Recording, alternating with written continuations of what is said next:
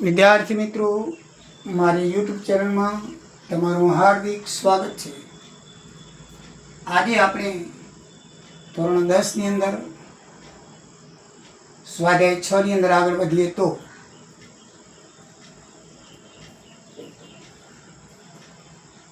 જે main important થેલ્સનો પ્રમેય છે, જેના 2-3 નામ છે, એને આપણે ગણિતની ભાષામાં 6.1 પ્રમેય કહીએ છીએ।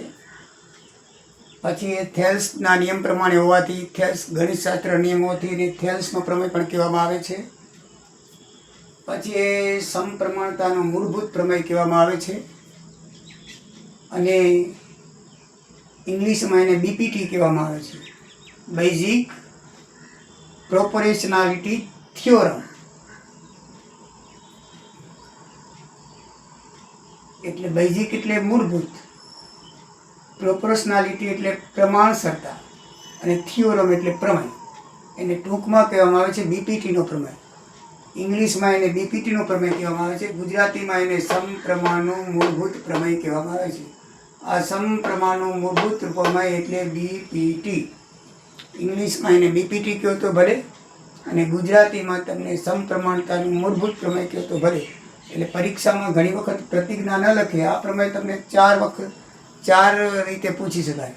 ઘણી વખતે એ કે થેલ્સનો પ્રમેય લખો, અથવા તો એમ કે પણ સમપ્રમાણતાનું મૂળભૂત પ્રમેય લખો, ઇંગ્લિશવાળાને બીપીટી પ્રમેય બીપીટી લખો એમ કે। અને બીજી રીતે આ તમને પ્રતિજ્ઞા આપી દે તો પ્રમેય આપણે 6.1ની પ્રતિજ્ઞા આપણને યાદ હોવી જોઈએ। તો કાં તો પ્રતિજ્ઞા આપે, પ્રતિજ્ઞા ના આપે તો આમ લખે સમપ્રમાણ તો મૂળભૂત પ્રમેય લખો અથવા બીપીટી પ્રમેય લખો। એ આપણને ઇંગ્લિશમાં પૂછાય નહીં, પણ એ બીપીટી પ્રમેય ઇંગ્લિશવાળાને પૂછાય, પણ કહેવાનો મતલબ એ કે બીપીટી પ્રમેય એટલે મૂળભૂત પ્રમાણસરતાનો પ્રમેય એમ લખીને આપણને જણાવે। અથવા તો થેલ્સનો પ્રમેય લખો તો એ બધામાં 6.1 પ્રમેય થાય। અને મિત્રો, આ બહુ અગત્યનો પ્રમેય છે, 100% દરેક પરીક્ષામાં આવશે। એ તમને પ્રિલિમિનરીમાં પણ આવશે, પ્રી બોર્ડની પરીક્ષામાં આવશે, અને 17મી ફેબ્રુઆરી જે પરીક્ષા શરૂ થાય છે બોર્ડની, એમાં પણ તમને પૂછાશે। એટલે આ પ્રમેય તમે સમજી લીજો, પાકો કરી લીજો। આ પ્રકારની અંદર ખાલી જગ્યાઓ જે પ્રશ્નો છે એ પણ કરી લેજો, એ પણ આવશે, હું તમને કરાવું છું એ જ પ્રમાણે કરી લેજો, તો તમને આ પ્રકારના પૂરેપૂરા માર્ક્સ મળશે મિત્રો। તો પ્રમેયની 5 ભાગમાં લખવાનું હોય છે। પરીક્ષામાં તમને ગમે તે રીતે પૂછે, પણ આપણે શરૂઆત પ્રતિજ્ઞાથી કરવાની। પ્રતિજ્ઞા એટલે જે મૂળભૂત એનું પ્રમાણતાનું પ્રમેયનું જે રકમ છે, જેનો સિદ્ધાંત છે, સિદ્ધાંત લખવાનો। સિદ્ધાંત શું છે કે જો ત્રિકોણની કોઈ એક બાજુને સમાંતર દોરેલી રેખા બાકીની 2 બાજુઓને ભિન્ન બિંદુઓમાં છેદે તો તે બાજુઓ પર રેખાખંડો પરના રેખાખંડો તે બાજુનું સમપ્રમાણમાં વિભાજન કરે છે। શું કરે છે? સમપ્રમાણમાં વિભાજન કરે છે। તો આપણે એની પ્રતિજ્ઞા પૂરેપૂરી લખવી જોઈએ। તો મિત્રો, એની પ્રતિજ્ઞામાં લખ્યા પછી એમાં શું કરવાનું હોય છે એ તમને જણાવું। પ્રતિજ્ઞા લખ્યા પછી પક્ષ એ પણ લખવો પડે। પક્ષ એ શું છે એ તમને જણાવું। વિભાજન કરે છે।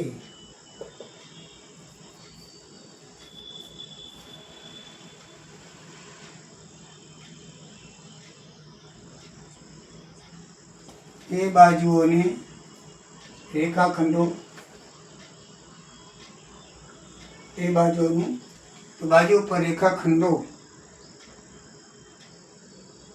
કપાતા રેખાખંડો। જો ત્રિકોણની કોઈ એક બાજુને સમાંતર દોરેલી રેખા બાકીની બે બાજુઓને ભિન્ન બિંદુમાં છેદે, રેખા બાકીની 2 બાજુને ભિન્ન બિંદુઓમાં છેદે તો બાજુઓ પર કપાતા રેખાખંડો, તો બાજુઓ પર કપાતા, અહીંયા કપાતા લખાતું ભૂલાઈ ગયું છે, કપાતા રેખાખંડો તે બાજુનું સમપ્રમાણ વિભાજન કરે છે। તો મિત્રો, આ એની પ્રતિજ્ઞા છે, એનો સિદ્ધાંત છે। તો આપણે પક્ષ એટલે કે સાબિત કરવાનું છે કૃત્યમાં અથવા સાધ્યમાં આવે. રેખાખંડો સમપ્રમાણમાં વિભાજન કરે છે, સાબિત કરવાનું છે. બરાબર છે. પણ આપણે ઉપરની જે માહિતી એક ત્રિકોણ લઈ લઈએ. આપણને ABC એક ત્રિકોણ આપેલો છે પક્ષની રીતે. બરાબર, પક્ષમાં એ લખાશે કે ત્રિકોણ ABC આપેલ છે જેમાં D સમાંતર BC છે. એમાં D રેખા છે એને સમાંતર BC છે, ગાડીના પાટાની જેમ. બરાબર છે. અને એના D છે AB રેખાને અને AC રેખાને AB ને D માં અને AC ને E માં છેદે છે આ રેખા D. તો એ લખવાનું કે ત્રિકોણ ABC આપેલ છે જેમાં D સમાંતર BC છે. D સમાંતર BC એટલે D સમાંતર BC ને સમાંતર આપણે આ D દોરી નાખવાની. બરાબર છે. D દોરી નાખવાની એટલે પહેલા સૌથી પહેલા આપણે આ ત્રિકોણ દોરીએ આમ. તો ABC ત્રિકોણ છે એને આ રીતે એક D રેખા આપણે દોરી નાખવી જોઈએ. એટલે એ બેને શું કહેવાય? એ આ સમાંતર રેખા કહેવાય. શું કહેવાય? એ સમાંતર રેખા કહેવાય. અને AB છે એને D માં છેદે છે. AB રેખાને D રેખા ક્યાં છેદે? D માં. અને AC ને ક્યાં છેદે? E માં. E માં છેદે છે. બરાબર ને? આટલું આપણને આપેલું છે. બરાબર છે. કોઈ એક ત્રિકોણ છે, આ કોઈ એક ત્રિકોણ છે, એમાં AB એક રેખા છે, AC એક રેખા છે, તેને D એક સમાંતર BC ની અંદર એક રેખા દોરીએ તો AB ને D માં અને AC ને E માં છેદે છે. એટલે આ રીતની આકૃતિ બને. અત્યારે લીલો ને લાલ ને અવગણી નાખો, એને અત્યારે નથી એમ માની લો, તો બાજુમાં જે આકૃતિ છે એવી આકૃતિ થાય. એટલે કહેવાનો મતલબ એ છે કે ABC ત્રિકોણ છે એમાં BC ને સમાંતર D રેખા દોરો તો એ AB ને અનુક્રમે D અને E માં છેદે છે. AB ને D માં અને AC ને E માં છેદે છે. બરાબર છે. એટલે એ પક્ષમાં આવી ગયું. સાબિત શું કરવાનું છે? તો આથી બનતા રેખાખંડો, તો તે બાજુઓ પર કપાતા રેખાખંડો. તો આ D બિંદુ બન્યો એટલે એક રેખાખંડ બન્યો AD અને બીજો બન્યો DB. અને AC માં એક રેખાખંડ બન્યો AE અને બીજો રેખાખંડ બન્યો C. આ બિંદુથી કપાણા, કારણ કે આ D રેખા છે D માં છેદે એટલે AB ના બે ભાગ થઈ ગયા, એક AD અને એક થઈ ગયો DB. અને AC ના પણ બે થયા, એક AE અને એક થયો AC. એટલે એમાં લખ્યું છે કે કપાતા રેખાખંડો બાજુનું સમપ્રમાણમાં વિભાજન કરે છે. સમપ્રમાણમાં એટલે ગુણોત્તર પ્રમાણ લખી નાખીએ આપણે. એટલે આપણે સાબિત શું કરવાનું છે? AD ના છેદમાં DB, AD ના છેદમાં DB અને AE ના છેદમાં EC, AE ના છેદમાં EC આ કપાતા રેખાખંડો છે. AB ના કપાતા રેખાખંડો AD ને DB અને AC ના રેખાખંડો AC અને EC થાય. એ આપણે સાબિત કરવાનું છે કે આ બરાબર આ થાય છે એમ 6.1 પ્રમેયમાં સાબિત કરવાનું થાય છે. તો મિત્રો એની આકૃતિ આ રીતે થાય છે. પહેલા ABC ત્રિકોણ દોરી લો, પછી એની અંદર આ BC ને સમાંતર D દોરી લો. એટલું આપણને આપેલું છે. હવે લીલું, ગ્રીન અને રેડ એ આપણે કન્સ્ટ્રક્શન કરવાનું છે, આપણે કરવાનું છે. તો સાબિતીમાં પહેલાં શું કરવાનું? સૌ પ્રથમ B અને CD ને જોડો. એટલે આપણે શું કરવાનું? B અને આ CD ને જોડી નાખવાના, જે ગ્રીન કલર છે તે પ્રમાણે. અને બીજું DM લંબ AC દોરો. એટલે AC ની ઉપર એક આમ DM લંબ દોરો આ રીતે. બરાબર છે. આ AC રેખા છે એના ઉપર આ DM લંબ દોરો. એવી રીતે AB રેખા ઉપર A ની લંબ દોરો, E લંબ દોરો. આ લંબ એટલે 90 નાખવાની. બરાબર છે. એ બે દોરી નાખવાના જેમ મેં દોર્યા છે. તો સૌ પ્રથમ B અને CD ને જોડો અને DM લંબ AC તેમજ E લંબ AB દોરો. બરાબર છે. જો AB આ AB રેખા છે એના બરાબર આ લંબ દોર્યો સીધો 90 ના ખૂણે NE. એવી રીતે આ AC રેખા છે એના ઉપર લંબ દોર્યો DM. તો લાલ અક્ષરવાળા છે એ લંબ છે અને લીલા અક્ષરવાળા છે એ જોડેલી રેખાઓ છે. એટલે આ પ્રમાણે આપણે કન્સ્ટ્રક્શન કરવાનું છે. હવે આપણે સાબિત કરો તો એકદમ ઇઝી અને સરળ થઈ જશે. હવે આપણે બે ત્રિકોણ લઈએ. જો એક ઉપરનો ત્રિકોણ લેવાનો છે, અડધો રહ્યો ADE. આ ADE સાથે એકવાર આ બાજુનો ત્રિકોણ DEB, એટલે આ ત્રિકોણ જો આને એકવાર ADE સાથે આ ત્રિકોણ લેવાનો અને પછી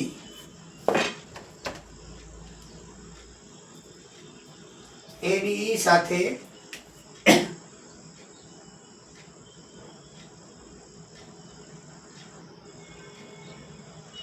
આ ત્રિકોણ લેવાનું DEC. એટલે આ બે અને પછી આ. સમજાય ગયું મિત્રો? એટલે બે ત્રિકોણ લેવાના છે અને બંને ત્રિકોણ લઈ અને સાબિત કરો એટલે તમારો પ્રમેય આવી જાય. કાંઈ પણ પ્રમેયમાં નથી. જોઈ લો. હવે આપણે પહેલાં સાબિત કરી લઈએ. તો સૌથી પહેલાં આપણે આ ત્રિકોણ કાઢી નાખીએ. બરાબર? આ ત્રિકોણ લઈશું. કયા કયા? ADE અને DEB. બરાબર છે? ADE અને BDE. નામ તમે કોઈ પણ સારું EDB અથવા BD પણ આપી શકો છો, એમાં કોઈ છે નહીં. બરાબર છે? એટલે નામ તમે ગમે તે રીતે લખી શકો, ક્રમમાં આવવા જોઈએ. તો AD ગુણોત્તર પ્રમાણમાં સમપ્રમાણ લખવાની, ઉપર નીચે લખવાનું. હવે એનો એરિયા શું થાય? એનું 1/2 પાયો ગુણ્યા 2. 1/2. તો ADE નો પાયો કયો કહેવાય? AD કહેવાય. શું કહેવાય? પાયો. તમે આ ત્રિકોણ ADE જુઓ ખાલી, એનો પાયો, જે પાયો જેના ઉપર લંબ દોરેલો હોય ને એનો પાયો કહેવાય. AD ઉપર લંબ દોરેલો છે એની, એટલે સૂત્રફળ ક્ષેત્રફળ શું આવે છે? 1/2 પાયો ગુણ્યા 2.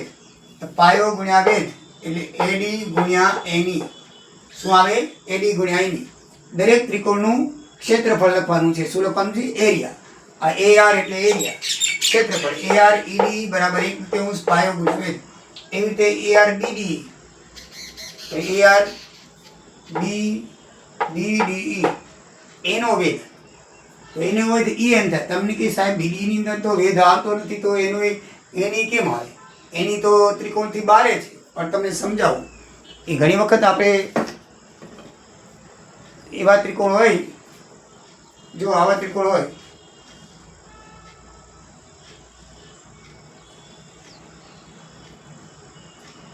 બરાબર છે?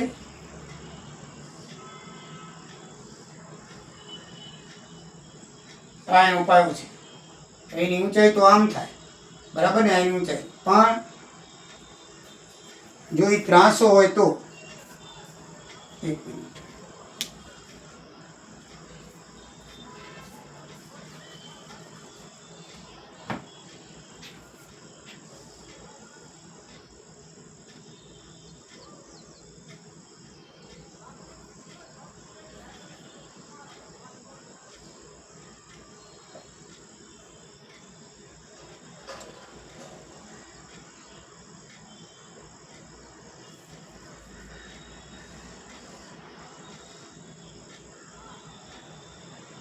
આવો ત્રિકોણ છે. અમારે જો આમ કર્યું, બરાબર છે? તો એની તમારે ઊંચાઈ માપવી હોય તો તમારે આ રીતે બારે લંબ દોરવો પડે. આમ બારે એનો લંબ આવે. આમ ખરેખર ઊંચાઈ એની આ થાય. આ ત્રિકોણ છે, આટલો છે, તો એની ઊંચાઈ તમારે આ રીતે એને માપવી પડે. બારે લંબ આવે. શું આવે? એનો બારે લંબ આવે. ખરેખર ઊંચાઈ શું થાય? બારે. એની એનો લંબ થાય. બરાબર? એટલે બંનેનો EN જ લંબ થશે. આનો પણ એની લંબ થશે અને આનો પણ એની લંબ થશે. આ એની ખરેખર ઊંચાઈ નહીં થાય, ત્રાસી ઊંચાઈ થાય. આ એની સીધી ઊંચાઈ થશે. આ ત્રિકોણને તમારે માપ લેવું હોય તો બારે એની શું કરવી પડે? લંબ દોરવો પડે, એની ઊંચાઈ દોરવી પડે. એટલા માટે એ બંનેનો NE આવશે. શું આવશે? બંનેનો NE. સમજાઈ ગયું ને મિત્રો? આનો પણ વેધ NE આવશે અને આનો પણ NE આવશે. તો બંનેનો પાયો ગુણ્યા વેધ, પાયો અલગ આવશે.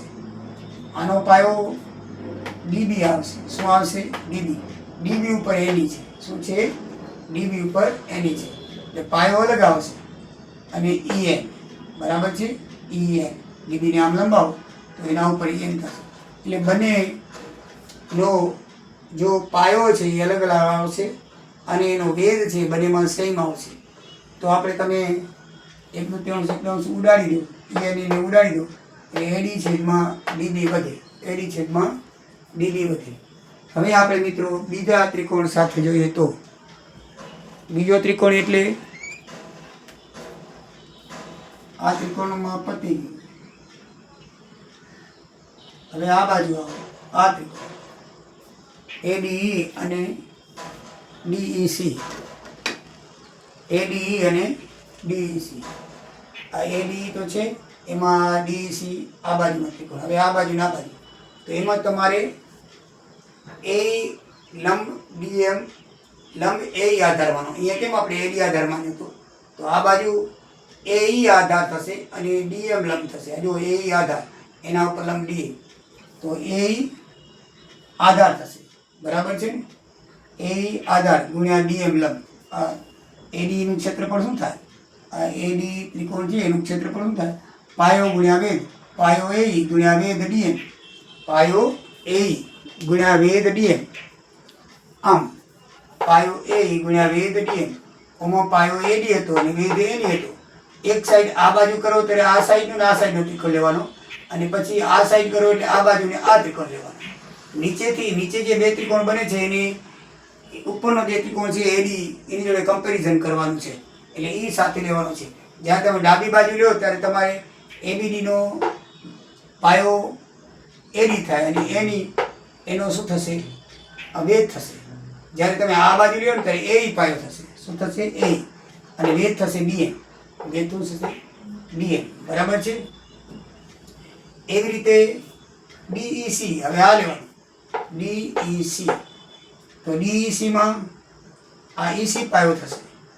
શું થશે? EC પાયો. એને જેમ અહીંયા લંબાયો તો એમ અહીંયા લંબાવો તો DM વેધ થશે. એના ઉપર શું થશે? DM. કારણ કે EC આવો ત્રિકોણ થાય છે, આવો ત્રિકોણ. એની લંબાઈમાં ઊંચી કરવા માટે DM એનો વેધ થશે. શું થશે? એનો DM વેધ થશે. તો આ DM વેધ થશે તો DM EC ગુણ્યા DM. તમારે મિત્રો યાદ શું રાખવાનું કે પાયો અલગ અલગ હશે, પણ બંને સમીકરણની અંદર એકમાં EN વેધ આવશે અને એકમાં DM આવશે. કેમ આવશે મેં તમને કહી દીધું આખરી દોરીને. એટલે તમે કન્ફ્યુઝ ન થાવ. એટલે તમારે યાદ રાખી લેવાનું કે જે બે રેખાઓ છે, બે જે લંબ છે એ બંનેમાં વારાફરતી આવશે. જે બંને લંબ છે એ બંનેમાં શું આવશે? વારાફરતી. એકમાં બંનેમાં EN આવશે અને એકમાં DM આવશે. પાયો બદલશે. AD અને DB પાયો બદલશે. AE અને EC.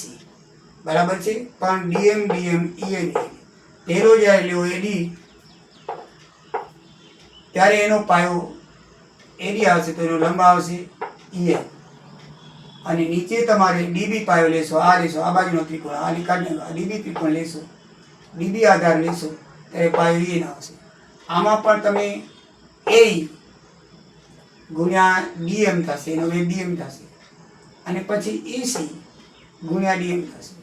એટલે આમાં મિત્રો તમે યાદ રહે એટલા માટે કહી દેવાનું કે એકવાર તમારે AD પાયો લેવાનો, એકવાર AD અને પછી એનો અડધો DB. તો AD છેદમાં DB અને એનો વેધ બંનેમાં EN આવશે. વેધ બંનેમાં EN આવશે. બીજી વાર કરો ત્યારે AE પાયો લેવાનો અને એનો અડધો EC. એ બે પાયામાં આવશે. AE અને EC. જો આ જોઈ લો, AE અને EC અને એનો વેધ DM બંનેમાં લેવાનો. એનો વેધ શું લેવાનો? DM કરવાનો. એટલે ત્રિકોણ તમને યાદ ના રહે તો ફક્ત એટલું યાદ રાખી લો કે તમારે આ બે પરિણામ બનાવવાના છે. તમે આ બે લીટીઓ આમ દોરો, બે લીટીઓ આમ દોરો, અને પછી પરિણામને એક પરિણામ બે કેવી રીતે બનશે? તો પરિણામ 1 અને 2 આ રીતે બને. તો એક પરિણામ આ રીતે બનશે. AD અને BD ને પાયો માની અને ગુણ્યા NE કરો. AD અને BD ને પાયો માની ગુણ્યા NE કરો. 1/3 તો સૂત્ર છે. એટલે બંને ત્રિકોણના ક્ષેત્રફળ આવી ગયા. બીજી વખત તમે પરિણામ લો. હવે આ બાજુ આવો. AE અને EC ને પાયો માનો. AE અને EC ને પાયો માનો અને એનો વેધ DM છે તો DM ને વેધ માનો બંનેમાં. તો પરિણામ બે તૈયાર થઈ ગયા. બરાબર છે? તો બંનેમાં સેમ ઉડી જશે. અહીંયા DM ઉડે, અહીંયા EN 1/3 ઉડી જાય. અહીંયા AD અને DB વધે, અહીંયા AE અને EC વધે. તો આ બે પરિણામ આયા મિત્રો. બરાબર છે? સૌથી પહેલા પક્ષ કૃત્ય આકૃતિ લખી સાબિતીમાં પહેલા આ બે લીટા અને આ બે લીટા અહીંયા બે જોડી દેવાના અને અહીંયા લંબ દોરવાના. એ કરી દીધા પછી તમારે AD અને BD ને પાયો માની ગુણ્યા NE કરવાનું અને AE ને EC ને પાયો માની ગુણ્યા DM કરવાનું. એવી રીતે બંને ત્રિકોણોનું તમારે ગુણોત્તર લખી અને સેમ રકમ ઉડાડી દો. એટલે AD ને DB આવે, AE ને EC. આમાં DM ઉડી જાય, 1/3 ઉડી જાય. AE છેદમાં EC વધે, આમાં EN ઉડી જાય, 1/3 ઉડી જાય. AD છેદમાં DB વધે. બરાબર છે. હવે આપણે જોઈએ તો આ બે જે ત્રિકોણ બન્યા એક અને બે એક DBC અને EDB EBC આ જે ત્રિકોણ બે બન્યા જે લીલા કલરના છે બે ત્રિકોણ જે આપણે લીધા ને BD ને DEC. હવે તમે જુઓ તો એ સમાંતર રેખાઓ વચ્ચે આવેલા છે એક જ પાયા ઉપર D એક જ પાયો છે. જુઓ D એક જ પાયા ઉપર સમાંતર રેખા વચ્ચે આવેલા હોય તો બંનેના એરિયા સરખા હોય. તો મિત્રો નિયમ છે તો બંનેના એરિયા શું હોય? સરખા હોય. તો બંનેના એરિયા સરખા હોય તો આપણે લખી શકીએ. શું લખી શકીએ? કે DB અને DEC એક જ પાયા પર D પર તેમજ સમાંતર રેખા BC અને DE વચ્ચે આવેલા છે. આ BC અને DE વચ્ચે આ બે ત્રિકોણ આવી ગયા જે આપણે આ બે લીધા એ ઉપરના ત્રિકોણ સિવાય આ AD નહીં એના સિવાય આપણે આ બે લીધા એ બંને છે ને એ D અને DC સમાંતર રેખાઓ વચ્ચે આવેલા છે માટે બંનેના એરિયા કેવા થાય? સરખા. તમે આ બરાબર આ લખી શકો. એટલે કહેવાનો મતલબ એ કે BD છે એ DEC છે અને DE છે એ BDC છે. હવે તમે અહીંયા ADE BD લખેલું છે તો BD ની જગ્યાએ તમે DEC લખી શકો અને DEC ની જગ્યાએ તમે BD લખી નાખો એટલે બે સેમ થઈ જાય. ઉપર ADE છેદમાં BD લખેલ છે બરાબર છે. હવે આને તમે ADE છેદમાં તમે DEC ને બદલે BD લખી શકો કારણ કે બે સમાન છે. બે સમાન છે બે પરિણામ કેવા થઈ ગયા? સમાન. તો આના બરાબર પણ AD છેદમાં DB છે અને આના બરાબર પણ AE છેદમાં EC છે. થઈ ગયું ને? તો પરિણામ 1 અને 2 ઉપરથી સાબિત થઈ જાય AD છેદમાં DB બરાબર AE છેદમાં EC આ બંને નીકળી જાય સામસામે. આને કાઢી નાખો બે સેમ છે તો AD છેદમાં DB અને AE છેદમાં EC સાબિત થઈ જાય. એકદમ ઈઝી અને સરળ થિયોરમ છે. સમજાઈ ગયું મિત્રો? સૌથી પહેલા તમારે કન્સ્ટ્રક્શન કરી લેવાનું. અહીંયા લીલી રેખા દોરી ત્યાં બે ત્રિકોણ ઉપર લાલમાં બે તમારે વેધ દોરી નાખવાના. પછી બે પરિણામો બનાવવાના. પરિણામ એક ડાબી સાઈડ ABD રેખા ઉપરથી AD અને BD ને તમે શેના તરીકે રાખો? આધાર તરીકે. એના ઉપર AD છે એ વેધ આવશે. બંનેમાં AN વેધ આવશે. કેમ આવશે મેં સમજાવી દીધું. પછી બીજું પરિણામ શેના ઉપરથી આવશે? જમણી બાજુ રેખા AC ઉપરથી. તો એક ટુકડો AE અને બીજો ટુકડો AC એ તમે આધાર તરીકે માનો બંને ત્રિકોણમાં AE અને AC. DM છે એ મિત્રો તમે એની બંને ત્રિકોણની ઊંચાઈ માની લે. બરાબર છે? હવે આ સેમ ઉડાડી દો તો AD છેદમાં DB અને AE છેદમાં EC વધે. પરિણામ 2 તૈયાર થઈ ગયા. પરિણામ 3 આપણે એ રીતે લખવાનું કે DE અને BC વચ્ચે આ બે ત્રિકોણ આવેલા છે. કયા બે? જે આપણે સાબિતીમાં લીધા એ બે. તો બંનેનો એરિયા સમાન થાય કારણ કે ભૂમિતિમાં નિયમ છે કે બે સમાંતર રેખા વચ્ચે એક જ આધાર પર જો બે કોઈ પણ ગમે એટલા ત્રિકોણ આવેલા હોય તો બધાના એરિયા સમાન થાય. આ તો બે ત્રિકોણ છે પણ તમે અંદર બીજા કેટલા પણ ત્રિકોણ દોરો એક જ આધાર પર તો ભલે 50 દોરી શકાતા હોય તો બધાના એરિયા શું થાય? સરખા થાય.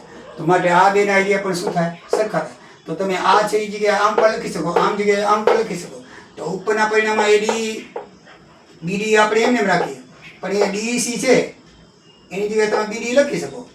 તો DEC કાઢીને BD લખી નાખીએ તો બે પરિણામ સેમ થઈ ગયા. હવે જો આના બરાબર આ છે અને આના બરાબર આ છે તો આપણે બંને સેમ થઈ ગયા તો આ બે કાઢી નાખો તો AD છેદમાં DB બરાબર AE છેદમાં EC થઈ ગયા. એકદમ ઇઝી અને સરળ તમારું થેલ્સનો પ્રમેય 6.1 છે. તો એ તમને આવડી ગયું હશે. એકદમ ઇઝી ને સરળ છે. સમજાઈ ગયું હશે. ના સમજાણું હોય તો મિત્રો કોમેન્ટ કરશો. હવે થોડાક દાખલા જોઈ લઈએ જગ્યા છે માટે.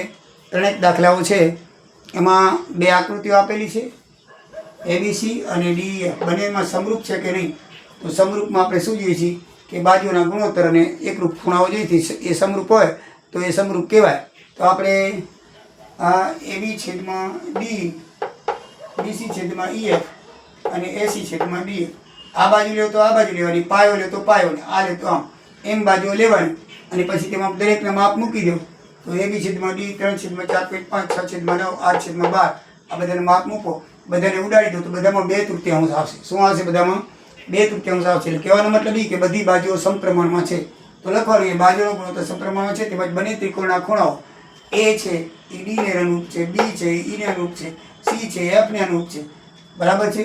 માટે ત્રિકોણ સમરૂપ છે. સુરખાય માટે ત્રિકોણ સમરૂપ છે. બીજો દાખલો એમ કહે છે કે આ બંને ત્રિકોણના માપ તમને આપેલા છે તો P નું માપ શોધવાનું છે. P હવે એમાં પણ એ જ નિયમ લાગુ પડવાનો આપણે જે શીખી ગયા છીએ. બરાબર છે? અહીં AB ના છેદમાં RQ જો એ પાયાના છેદમાં પાયો લેવાનો. બરાબર? પાયાના છેદમાં RQ તો AB ના છેદમાં RQ પછી AC ના છેદમાં PR AC ના છેદમાં શું લેવાનું? PR, AC આપણે સાઈડવાળી તો આ સાઈડવાળી, પાયો BC તો અહીંયા પાયો PQ, આ PQ. તો એ રીતે બરાબર ધ્યાનમાં રાખીને કરવાનું, બરાબર છે. તો એના માપ તમે મૂકો આ રીતે સૌસના માપ, તો બધા ઉડાડી દેશો તો 1/2 આવશે. 1/2 આવે તો કયા ત્રિકોણ સમરૂપ થાય? તો ABC. કયા ત્રિકોણ સમરૂપ થાય? ABC, બરાબર છે. ABC, તો ABC ત્રિકોણ થાય તો RP અહીંયા લખવું હોય તો RQP. કયો ત્રિકોણ થાય? RQP. AB છેદમાં RQ, AB છેદમાં RQ. પછી BC છેદમાં QP, BC છેદમાં QP. AC છેદમાં RP, તો AC છેદમાં RP કે PR. તો એ પ્રમાણે તમારે બે ત્રિકોણ સમરૂપ થાય. એના નામ કેવી રીતે લખી શકાય આપણે? AB છેદમાં RQ લખીશું તો અહીંયા AB, અહીંયા RQ લખો. BC છેદમાં PQ લખીશું તો અહીંયા BC લખો, તો અહીંયા PQ લખો, એટલે QP લખો તો ચાલે. પછી AC છેદમાં PR લખીએ તો AC લખીશું તો અહીંયા PR કરવું પડે, RP કરો, એટલે તમારે સમરૂપ ત્રિકોણનું નામ લખાઈએ. તો આમાં તમે જુઓ C ખૂણો બરાબર P થાય, C બરાબર P થાય. તો C કેટલાનો છે? તો 180 માંથી 60 ને 80 બાદ કરો, 140, એટલે ખાલી 40 વધે. C 40 નો હોય તો P પણ 40 નો હોય. C બરાબર P છે તો C 40 નો, P પણ કેવો આવે? 40 નો આવે મિત્રો. ત્રીજો દાખલો છે ABC સમરૂપ. PQR છે તો ABC ની પરિમિતિ 60, PQR ની પરિમિતિ 36.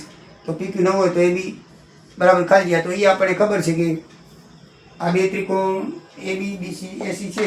AB ના છેદમાં PQ આવે, BC ના છેદમાં QR આવે અને AC ના છેદમાં PR આવે, બરાબર છે. એ પ્રમાણે લખી શકીએ. અને ABC ની પરિમિતિ બરાબર PQ ની પરિમિતિ, આ જે સમપ્રમાણમાં છે એ પ્રમાણે આપણે એનું સૂત્ર પહેલાં જગ્યાએ લખ્યું. હવે જે લાગુ પડતું હોય એ આપણે કરવાનું. આપણને ABC ની પરિમિતિ, PQ ની પરિમિતિ આપી છે એટલે એ લેવાનું, અને એની સામે જે બાજુનું જોડકાનું માપ આપ્યું એ લેવાનું. આપણે PQ છેદમાં AB આપ્યું છે, ABC દ્વારા PQ નું માપ આપેલું છે, તો આ જોડકું કામ લાગે. AB છેદમાં PQ, તો એની સામે એ મૂકવાનું, આ બે જોડકા નહીં મૂકવાના. આ 4 જોડકા છે એ પ્રમાણભૂત નિયમ પ્રમાણે છે. પછી એમાંથી જેને માપ આપેલું હોય એ જ આપણે એનું સમીકરણ બનાવવાનું. આપણને આટલા માપ આપેલા છે પરિમિતિના, તો આપણે એ પ્રમાણે સમીકરણ બનાવીએ. સમીકરણ પ્રમાણેની કિંમત મૂકી દો. ABC ની પરિમિતિ 60, PQR ની પરિમિતિ 36. AB શોધવાનું છે. PQ બરાબર 9, કરવો ચોકડી ગુણાકાર, 60 ગુણ્યા 9, AB ગુણ્યા 36. તો AB બરાબર 60 ગુણ્યા 9 છેદમાં 36 કરીએ, છેદ ઉડાડીએ, 9 ચોક 36, 15 ચોક 60, 15 સેન્ટીમીટર માપ AB નું આવે. તો મિત્રો આ રીતે જ્યારે આવા માપ આપેલા હોય ત્યારે તમારે જોડકા જે આપણે થિયરિકલમાં જોયું હતું 4 જોડકા બને, એમાં જે બંધ બેસતું હોય આપણને જેના માપ આપ્યા હોય એને 2 જોડકા બનાવી અને સમીકરણ બનાવવાનું. પછી એની અંદર કિંમત મૂકી દેવાની, પછી ક્રોસ મલ્ટીપ્લાય કરો, તમારો ગમે એવો દાખલો છે તો આવી જશે. તો મિત્રો સમજણ પડી ગઈ હશે. નેક્સ્ટમાં આપણે ક્ષેત્રફળના દાખલા અને થેલ્સનું પ્રતીક પ્રમેય એ આપણે જોઈશું. આ દાખલાની અંદર 6.1 મોસ્ટ ઇમ્પોર્ટન્ટ છે. થેલ્સનું પ્રતીક પ્રમેય પૂછાતું નથી, પણ છતાંય હું તમને સમજાવી દઈશ. બાકી 6.1 એ ખૂબ અગત્યનો છે, એ કરી લેજો, બરાબર છે. જય સિયારામ, જય દ્વારકાધીશ.